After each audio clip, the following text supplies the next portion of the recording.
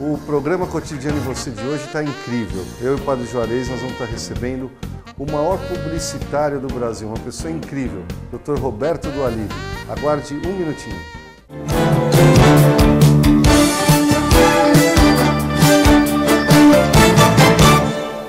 Hoje eu fiz questão de fazer a abertura, até falei para o Padre, deixa que esse eu faço. Isso mesmo. Porque, não que os outros convidados não sejam especiais, mas esse é um convidado especial para mim, porque além de professor, escritor, um dos maiores publicitários do Brasil, é meu amigo pessoal, é o Dr. Roberto do Alibe. É um prazer ter o senhor aqui com a gente, doutor. Muito obrigado, Ricardo. Você sabe que a minha amizade com você veio no tempo que você ainda era bebê. É verdade. Né? É. Eu sempre fui amigo do seu pai, sempre votei no seu pai. O voto é secreto, mas ninguém ignora que eu votava nele. E é um prazer estar aqui com você e com o Padre Juarez, de quem eu ouvi falar muito e tenho o prazer de conhecer agora. Dr. Roberto foi meu grande orientador na minha campanha agora. Foi por isso que ele se elegeu, tá vendo, doutor? Não, ele tem carisma próprio, ele cresceu no meio político eleitoral, quer dizer, ele sabe tudo. E no meio muito bom, porque o pai dele é uma referência de ética. E viu o nível dos amigos que meu pai me deixou. É verdade. Mas olha, eu digo uma coisa, quando você apresentou dizendo que é um dos maiores publicitários, é realmente um dos maiores publicitários. Tudo que nós temos de publicidade, tudo aquilo que nós conhecemos hoje como publicidade, tudo a gente pode saber que veio muito da sua lavra, né? Olha que nome, palavra bonita, né? Da sua lavra, né? Não, a minha colaboração foi uma colaboração de trabalho. Eu comecei muito jovem na Colgate-Palmolive. E eu me lembro que na época eu ficava muito impressionado ao ver estatísticas e saber que apenas 5% da população brasileira escovava os dentes. Então você vê que eu considerei o fato de vender produtos de higiene como uma missão. Olha que interessante. E de lá para cá, a publicidade também como uma missão, como a capacidade de informar as pessoas, principalmente para essa população gigantesca que vem para os centros urbanos, de educá-las para o consumo, porque, queiramos ou não, e eu sou um defensor do comércio nesse sentido, é o consumo que integra as pessoas às sociedades modernas. A gente tem muito ataque ao consumismo, que é uma distorção do consumo. Na verdade, não é propriamente o consumo. O consumismo é o exagero de se comprar, por exemplo, produtos supérfluos, produtos inúteis, para satisfazer apenas a necessidade de comprar, porque o ato de comprar é uma satisfação pessoal mais profunda do que a gente imagina. Sim. Eu tinha um tio Salim, que tinha uma loja em Campo Grande, Mato Grosso. Salim porque ele não é da colônia. E a gente está falando de vender e comprar, essa a turma entende, né? Não, era alternativa para sobreviver.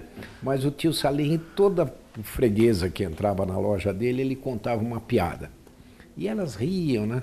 Uma vez eu perguntei para ele, por que o senhor sempre conta uma piada para a freguesa, né?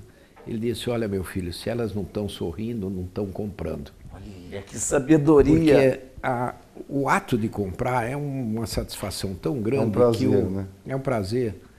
E, evidentemente, isso gerou algumas distorções. Mas ele cumpre uma função gigantesca na economia, na satisfação pessoal, na distribuição. Um grande amigo meu também é o Said Fará, que foi ministro das Comunicações. O pai dele vendia produtos de batelão naqueles igarapés da Amazônia. Então você vê que vida sacrificada que ele levava, criou os filhos, deixou uma herança para cada um deles, a herança principal, que é essa exatamente que o deputado Ricardo Issário e o Ricardo Issário Filho defendem, que é o da ética. A riqueza advinda do trabalho duro, do sofrimento, das noites mal dormidas, da alimentação às vezes precária, mas cumprindo ali um papel importantíssimo, que era levar para aquelas populações ribeirinhas o remédio, a comida, o sabonete, Sei. a pasta dental, É. o sapato. Se vocês vissem um índio que quando vê uma sandália da Havaiana, a alegria que ele fica, porque andar descalço no mato, a gente pensa que é natural, não é. Entende? É verdade. É uma coisa terrível. E também a expressão até do pudor, padre. Eles adoram usar o calçãozinho. Calção. Que a gente pensa que, não, é natural, não é nada disso. É uma coisa, sabe, que parece simples. Agora, junto a isso tudo, também tem o cara que vende a cachaça. Sim. Que é exatamente essa distorção. Então, eu acho que esse mundo da comunicação, da venda, do uso, da melhoria pessoal é um mundo fantástico. Sabe que é interessante? Quando o senhor está falando, e existe uma coisa muito comum com a igreja. Na verdade, o termo propaganda, quem cunhou foi a igreja. Eu tenho uma fotografia em frente do Instituto de Propaganda FIDE. Então, propaganda, o primeiro esforço de fazer propaganda foi da igreja. Né, até a palavra propaganda é o chamado presente contínuo da palavra propagare, né? Propaganda, que é a propagação da fé. E isso, os publicitários, eles acolheram. E muitos dos métodos usados pela igreja para fazer propaganda da fé é usado pela publicidade até hoje. Né? Aliás, o Alex Pericinoto tem uma palestra exatamente sobre esse tema. Como que a igreja soube usar intuitivamente, sim, porque não existia nada sistematizado. Nada planejado, como se foram... Mas a partir até do símbolo da cruz, que é o símbolo mais simples que existe, mais expressivo. E justamente, é o logotipo mais... É verdade, é um dos mais simples mesmo. Mais simples, são duas linhas, mas que revelam todo o sofrimento, a angústia, aí até mesmo a maldade de quem usava esse instrumento para... Né? E o poder da propaganda foi tão forte, é isso que a gente está falando, o publicitário, no caso o cristão, foi tão forte que ele conseguiu mudar o sentido. A cruz era vista antes como um instrumento de tortura, repugnante, e ele passou a ser um instrumento querido. Né? Ou seja, mas isso é a força da propaganda. Do propaganda, que é a expressão de São Paulo, de levar a fé para os gentios. Né? Isso, justamente. Mas isso que eu queria perguntar para um publicitário consagrado como o senhor.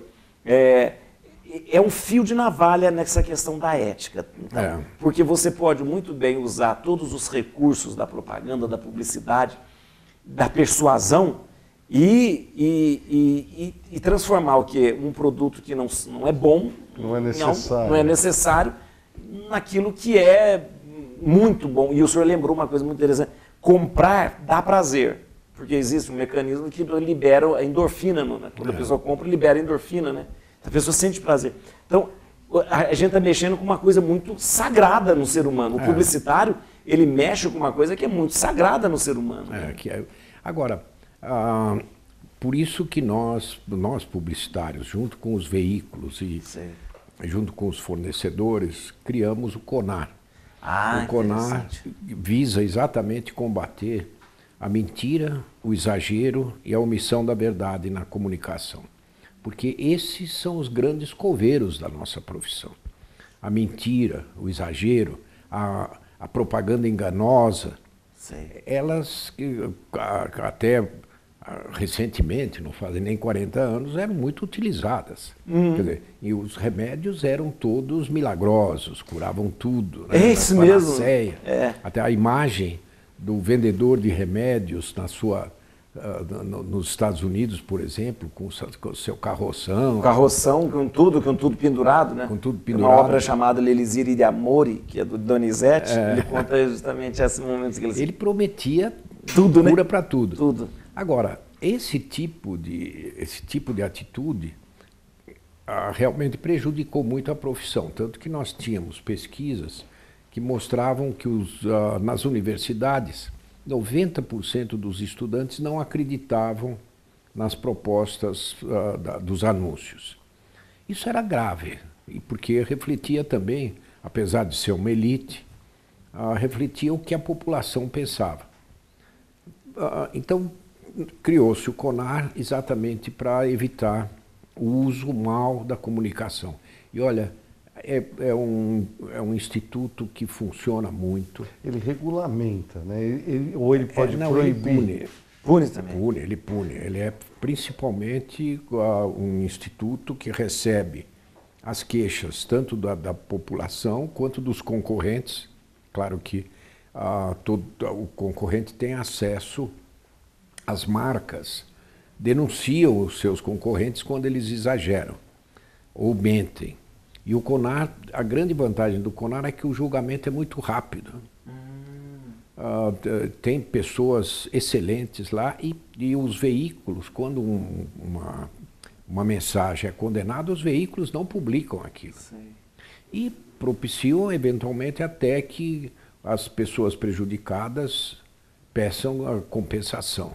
Então, as agências e os fabricantes de produtos hoje tomam muito cuidado de não exagerar e nem mentir. Bom, nós precisamos parar. Parar, mas tá muito boa essa conversa. A gente tem, nossa, mãe, daqui a pouco a gente volta, né, para continuar, né? É isso daí.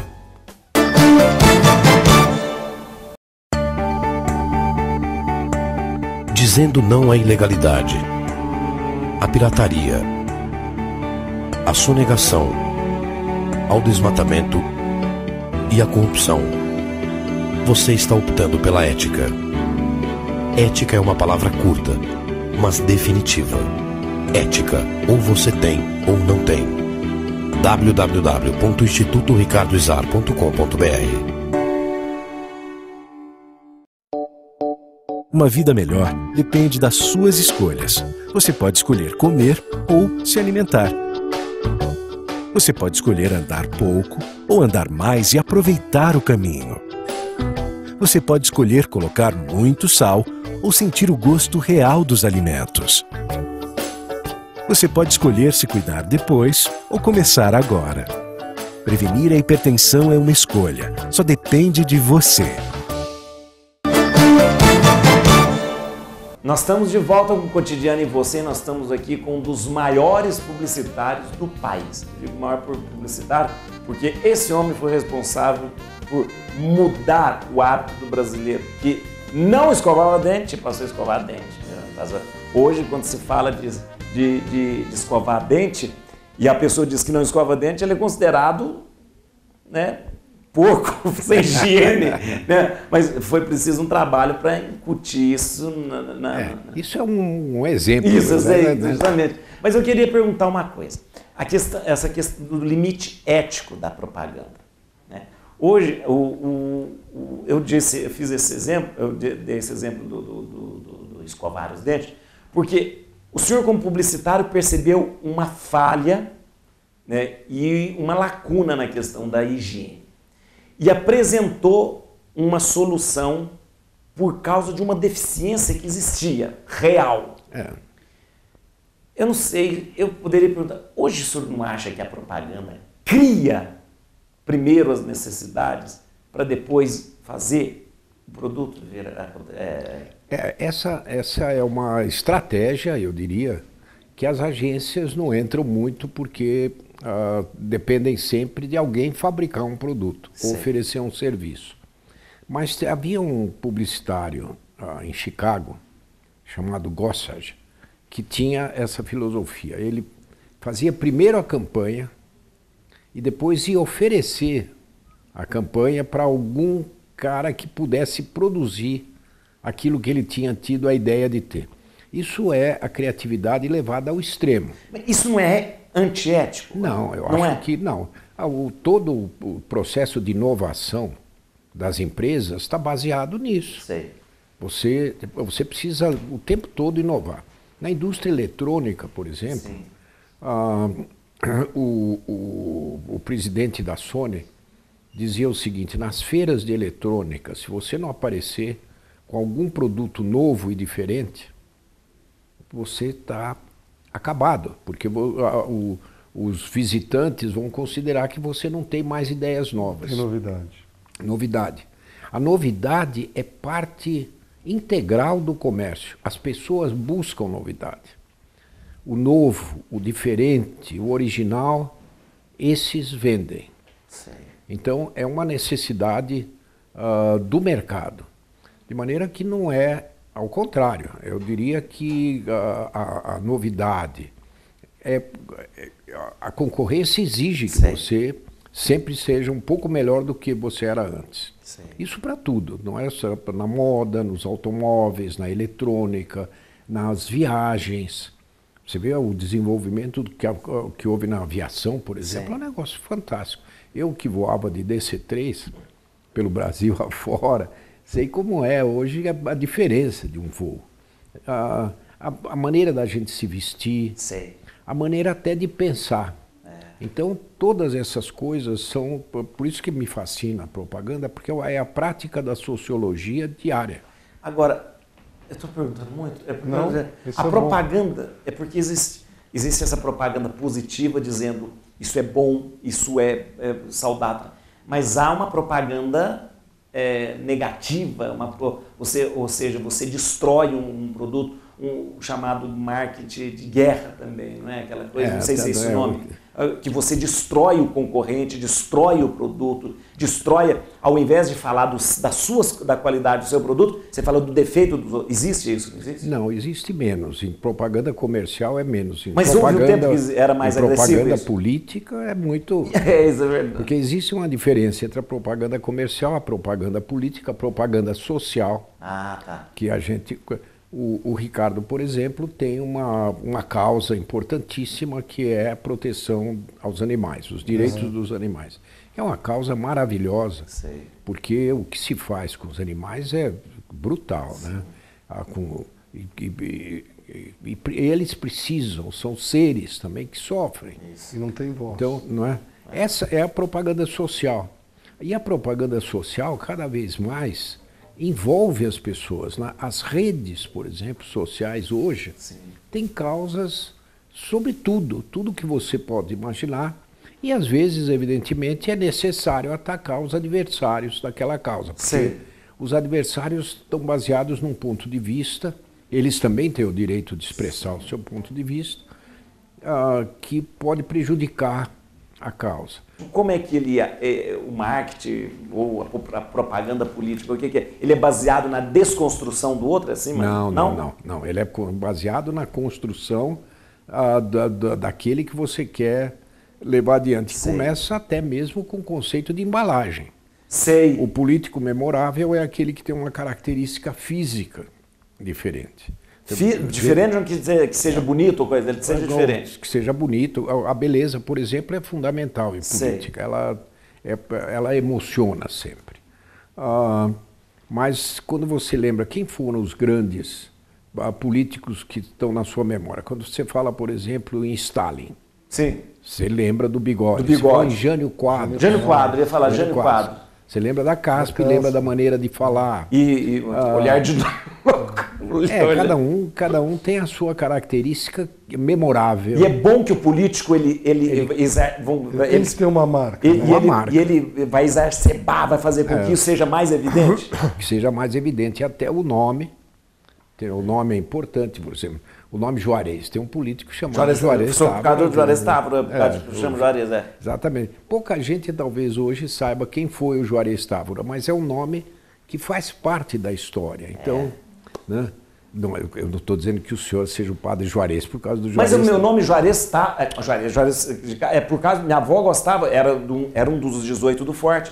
E ela gostava e queria que fosse o Juarez, por causa desse político. Então isso é um patrimônio. É interessante que ele está falando essas coisas. O próprio nosso querido Ricardo aqui tem um nome que é a continuação de um grande nome de uma pessoa que felizmente teve um filho para continuar com o nome. Concorda? É verdade. Então, isso não só com o nome, mas com a causa, com as causas, com a ética. A ética, por exemplo, o conceito de ética nunca pode ser abandonado, porque as pessoas tendem a negligenciar, a relaxar, porque é aquela diferença entre o hedonista e o... Né? O senhor sabe bem, né, padre? Enfim, essas coisas aproximam a propaganda política da propaganda comercial. Tá. Cores, bandeiras, marcas, slogans. Slogan. As cores minhas, o logotipo foi o Dr. Roberto Foi, né? que me ajudou. Que Né? interessante. Não, E é interessante porque quando se fala ele no fez Ricardo... um logotipo totalmente diferente do que era do meu pai, né? Com cores diferentes, mas que você olhava para ele e você lembrava do meu pai na hora. É impressionante. Remetia, mas não copiava. Não copiava. Isso é interessante. E é interessante isso que o senhor está falando, porque você olha para o logotipo, já, o símbolo liga a pessoa. Agora, o logotipo não é imutável também. O logotipo claro, quando você pensa nessas grandes empresas, você diz, não, eles têm regras rígidas para manter o logotipo. A Ford, por exemplo, nunca mudou. A Ford nunca mudou. Mas pequenas diferenças foram atualizando. Mas a gente vê grandes marcas que mudaram, né? Por exemplo, o Bradesco há pouco tempo mudou, né? O Bradesco, eu até tive participação numa apresentação há muitos anos atrás, que passou para a história da propaganda como insistência de não mudar. Então o senhor depois vai contar... mudou. Mas o senhor vai contar isso depois, então. Tem que contar isso depois. Agora, não, tenho histórias fantásticas.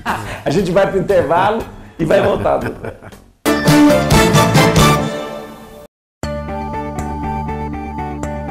Dizendo não à ilegalidade, à pirataria, à sonegação, ao desmatamento e à corrupção. Você está optando pela ética. Ética é uma palavra curta, mas definitiva. Ética, ou você tem ou não tem. www.institutoricardoizar.com.br.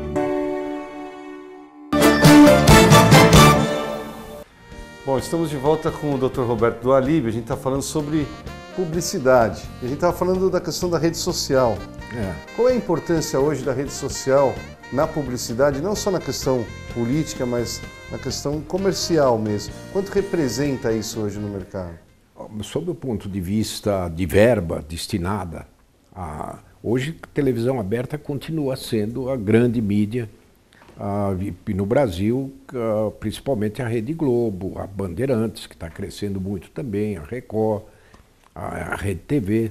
São grandes instituições que dos quais Cotidiano e você que está muito bom na audiência. Nós devemos até nos orgulhar da qualidade da comunicação e da liberdade que eles exercem, porque eles não dependem do governo. Eles vendem o seu espaço para a iniciativa privada anunciar, e a iniciativa privada, por princípio, não exige, não censura a comunicação. E por exemplo, agora esse esforço que alguns estão fazendo de regular a mídia, tem endereço marcado. Como que você pode regular a mídia quando as redes sociais hoje são a grande expressão da liberdade? O senhor acha que a propaganda mudou com o advento da internet? Porque totalmente. Porque antes existia nós tínhamos um meio de comunicação que apresentava uma mão única. Hoje nós temos é compartilhado, porque ao mesmo tempo que ele diz, eu posso também dizer não. Mudou muito. A propaganda depende totalmente do desenvolvimento das tecnologias. Sim. Ela começou com a apresentação pessoal. Sim. Até os mascates, os vendedores de porta em porta. Depois, a invenção do jornal, da imprensa. Começou, era uma tecnologia que permitia a disseminação, a propaganda. Né? O rádio foi uma outra invenção fantástica para a propaganda, que realmente mudou a maneira das pessoas receberem as notícias. Depois, a televisão foi outra revolução. E agora a internet, que era insonhável até alguns anos atrás, de você se comunicar por satélite, estar conectado com todo mundo, imediatamente. Ainda agora, aquela senhora que é uma secretária que já era do seu pai, dizia que ela conversa com a filha dela que está morando nos Estados Unidos através do Skype. Isso. Que é uma coisa fantástica. Você saber que tem tantos bilhões de dólares em satélites, em foguetes, que você usa de graça. Eu acesso, por exemplo, praticamente todos os dias o site do New York Times, do jornal New York Times. É impressionante o que a gente recebe de graça, de filmes, de documentários, de pesquisas, de textos de primeira qualidade. A mesma coisa acontece aqui no Brasil com os grandes canais de televisão e de jornais. Quando você... Só essa revolução, a revolução do acesso livre, sem ter que pagar, a não ser a conta do provedor, telefone, do provedor, é uma coisa, é uma revolução de uma profundidade fora do comum. O acesso ficou infinito praticamente agora, a informação, né? Muito...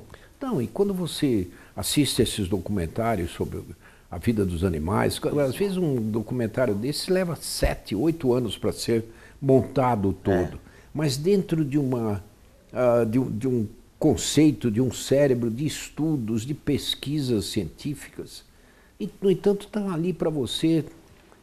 Esse mundo é um mundo realmente fascinante. É alguma coisa que a gente tem que reconhecer que a mudança foi muito grande. E hoje em dia, na criação de campanhas, a gente antigamente apresentava uma campanha a partir, digamos assim, de um anúncio de jornal. Sim.